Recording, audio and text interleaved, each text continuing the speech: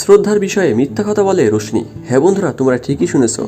আবারও চলে আসলাম তোমাদের মাঝে তোমাদের জনপ্রিয় নাটক ভাগ্যরেখা নাটকের 421তম পর্ব নিয়ে। তো বন্ধুরা, 421তম পর্বটি দেখার আগে তোমরা যদি এই চ্যানেলে নতুন দর্শক হয়ে থাকো তাহলে চ্যানেলটি এখনই সাবস্ক্রাইব করে এসো। তাহলে চলো বন্ধুরা, শুরু করা যাক 421তম পর্বে কী ঘটতে চলেছে। অভয় যখন ফোনে কথা বলছিল তখন সেখানে আসে শ্রদ্ধা।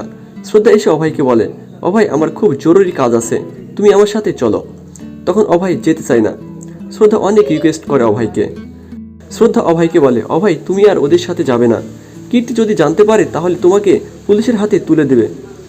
আমি জানি অভয় তুমি চুরি করনি, তারপরও যদি তুমি চোরের সাথে থাকো তাহলে তোমাকেও সবাই চোর ভাববে। অভয়, কুণালের সত্যটাও এইভাবেই বের হয়েছে, তুমি এইসব কাজ ছেড়ে দাও অভয়। তখন অভয় রেগে গিয়ে শ্রদ্ধাকে তার রুম থেকে বের করে দেয়। তখন শ্রদ্ধা অনেক চিন্তায় পড়ে যায়। শ্রদ্ধা ভাবছিল অভয়কে এইসব খারাপ কাজ করা থেকে কিভাবে বাঁচাবো। অন্যদিকে ঋতু একটা লোককে টাকা দেয় অভয়ের পিছু নেওয়ার জন্য। পরের দিন সকালে সবাই মিলে একসাথে গল্প করছিল, কিন্তু শ্রদ্ধা অভয়ের কথা ভাবছিল। তখন বরুণের মা বলে, শ্রদ্ধা বেটা, তোমার কি হয়েছে, তোমার মন খারাপ কেন? তখন শ্রদ্ধা বলে, আমার কিছু হয়নি তো। সবাই মিলে পার্টির কথা বলছিল, কারণ পার্টিতে সবাই অনেক মজা করেছে। অভয়ের পরিবারের সবাই মিলে আবারও নতুন নতুন প্ল্যান করে কিছু করার জন্য। এমন সময় রোশনির ফোনে একটা ফোন আসে এবং রোশনি সবার সামনে কথা না বলে বাইরে চলে যায়।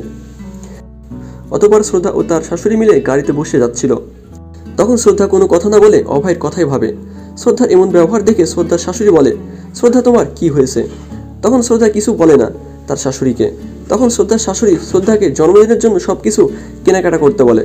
আর অন্যদিকে কুণাল জেলখানায় বসে থাকে আর সব থালা বাসন রেগে ফেলে দেয়। রোশনি যখন আসে কুণালের কাছে তখন রোশনি কুণালকে বলে, কুণাল তুমি আমাকে ফোন দিয়ে কেন এখানে ডেকেছো? এই কথা বলে রোশনি কুণালের কলার ধরে। রোশনি বলে, কুণাল তোমার তো ফাঁসি হওয়া দরকার। কুণাল জেলে থাকা সত্ত্বেও কুণাল ভালো হয়নি। কুণালের মাথায় সবসময় খারাপ বুদ্ধি আসে। এত কিছু হওয়ার পরেও কুণাল শ্রদ্ধাকে মারার প্ল্যান করে।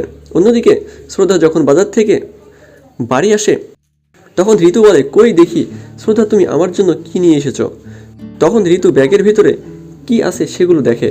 ঋতু বলে, শ্রদ্ধা তুমি জন্মদিনের হ্যাপি বার্থডে লেখা কেকটা নিয়ে আসোনি কেন? তখন শ্রদ্ধা বলে, সরি পিসিমণি, আমার ভুল হয়ে গিয়েছে, আমার ওইটার কথা মনে ছিল না। তখন শ্রদ্ধার শাশুড়ি বলে, আমি তোমাকে বারবার বলেছি শ্রদ্ধা যে তুমি সব কিছু ঠিকঠাক করে নিয়েছো কিনা, তখনই তুমি বললে সব ঠিক আছে, তারপরেও তোমার ভুল হলো কেন শ্রদ্ধা? শ্রদ্ধার শাশুড়ি তখন অনেক রেগে যায় শ্রদ্ধার উপরে। তখন সেখানে আসে অভয়। আবারও শ্রদ্ধা অভয়ের মধ্যে ঝামেলা শুরু হয়। অভয় বলে, তুমি আমাকে জ্ঞান দেয়া বন্ধ করো শ্রদ্ধা। অতঃপর শ্রদ্ধা অভয়কে এক প্যাকেট বেলুন নিয়ে আসতে বলে এবং শ্রদ্ধার মা বলে, তোমরা এবার ঝগড়া বন্ধ করো। আর অভয়ের মা অভয়কে তার বাবার কাছে যেতে বলে। তখন অভয় বাইরে চলে যায়। অতঃপর কুণালের সাথে দেখা করে বাড়িতে আসে রোশনি। অন্যদিকে আরতি তার রুমে বসে কুণালের জন্য কান্না করে। তখন আরতির রুমে আসে শ্রদ্ধা। শ্রদ্ধাকে দেখে আরতি তার চোখের পানি মুছে ফেলে। তখন শ্রদ্ধা এসে ব্যাগ বের করে কুণালের সব কাপড়গুলো ব্যাগে গুছায়। তখন আরতি বলে, এইটা তুমি কি করছো ভাবি, এগুলো কুণালের জামা কাপড়। তখন শ্রদ্ধা বলে, কুণালের কোনো জিনিস এই বাড়িতে থাকবে না, তোমার সাথে কুণাল অনেক খারাপ আচরণ করেছে আরতি।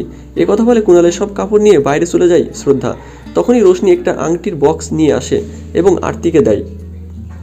রোশনি বলে, আরতি এটা তোমাকে কুণাল দিয়েছে। তখন আরতি বলে, কুণাল তো জেলে আছে, তাহলে এই আংটি আমাকে কিভাবে দিল? তখন রোশনি বলে, আরতি কুণাল তোমাকে অনেক ভালোবাসে, তাই কুণাল তোমার জন্য এই আংটিটা অনেক আগেই বানিয়ে রেখেছিল। তখন আরতি আংটিটা রোশনিকে দিয়ে দেয়। রোশনি আবারও জোর করে আংটিটি আরতির হাতে দেয়। এই আংটিটা তোমার কাছে থাকলে তোমার কুণালের কথা মনে পড়বে। রোশনি আরও বলে, আমি জানি আরতি তোমার সাথে কুণাল অনেক খারাপ ব্যবহার করেছে, তারপরেও তোমাকে কুণাল অনেক ভালোবাসে। রোশনি আরতিকে ভুল বোঝায়। শ্রদ্ধার বিষয়ে মিথ্যা কথা বলে রোশনি। রোশনি বলে, তুমি শ্রদ্ধার কথা শুনে কুণালকে পুলিশের হাতে তুলে দিলে আরতি। এছাড়াও আরও অনেক ভুল বোঝায় রোশনি আরতিকে। তখন আরতি কুণালের কথা ভাবে। অন্যদিকে শ্রদ্ধা কুণালের জামা কাপড় একটা লোকের কাছে বিক্রি করে দিচ্ছিল। তখন সেখানে আসে আরতি। আরতি বলে, আমি কুণালের জামা কাপড় কাউকে দেব না। শ্রদ্ধা আরতিকে অনেক বোঝায়, কিন্তু আরতি শ্রদ্ধার কথা শোনে না।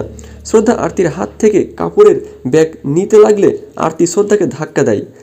আরতির এমন ব্যবহার দেখে শ্রদ্ধা অবাক হয়ে যায়। পরের দিন সকালে শ্রদ্ধা জন্মদিন উদযাপন করার জন্য জিনিসপত্র তৈরি করছিল। ছবিগুলো রেখে শ্রদ্ধা যখন বাইরে যায় তখন শ্রদ্ধা রুমে আসে রোশনি। রোশনি কীর্তির ছবিগুলো সব নষ্ট করে দেয়। আর উপর দিকে অভয়ের বাবা অজ্ঞান হয়ে যায় আর শ্রদ্ধাকে চর মারে অভয়ের মা। তাহলে কি এবারও এই সব কিছু রোশনির প্ল্যান ছিল? সেটা তোমরা জানতে পারবে আগামী 422তম এপিসোডে। ততক্ষণে তোমরা এই চ্যানেলের সাথেই থেকো। আর হ্যাঁ বন্ধুরা, তোমরা যদি এই চ্যানেলে নতুন দর্শক হয়ে থাকো তাহলে চ্যানেলটি এখনই সাবস্ক্রাইব করে এসো। ভালো থেকো, সুস্থ থেকো, ধন্যবাদ।